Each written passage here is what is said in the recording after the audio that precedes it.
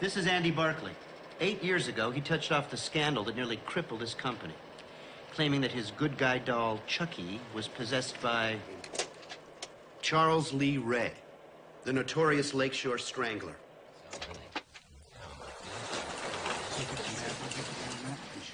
Now, I ask you, ladies and gentlemen, after all the lawsuits and negative publicity, when the company is finally getting back on its feet again, where is the wisdom in putting the good guy back on the market?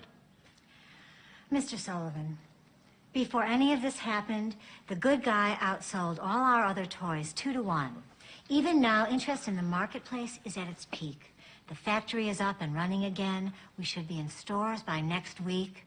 We cannot let the fantasies of one disturbed boy influence company policy. Well, what if the doll somehow affects another child in a negative way?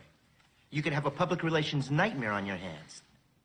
You know, one of the hardest things about this business is that it is a business.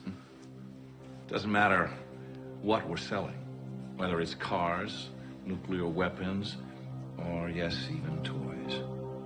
The bottom line is the bottom line.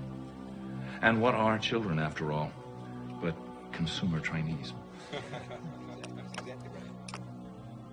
Andy Barkley is ancient history. No one remembers him. Nobody cares. I have made up my mind. We're moving ahead. Thank you. Okay. All right.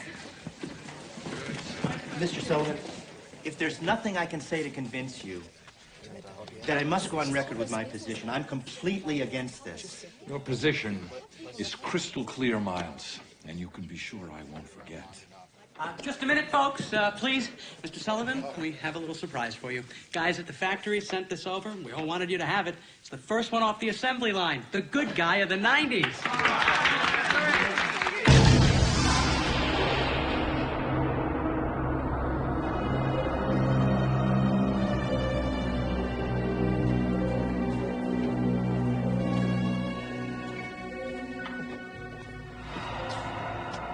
Well, if there's nothing else, I'm going to get going.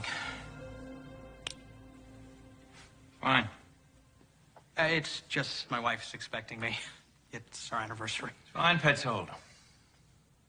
Well, I guess I could review the Larrabee report after dinner. Good night, Mr. Sullivan. Good night.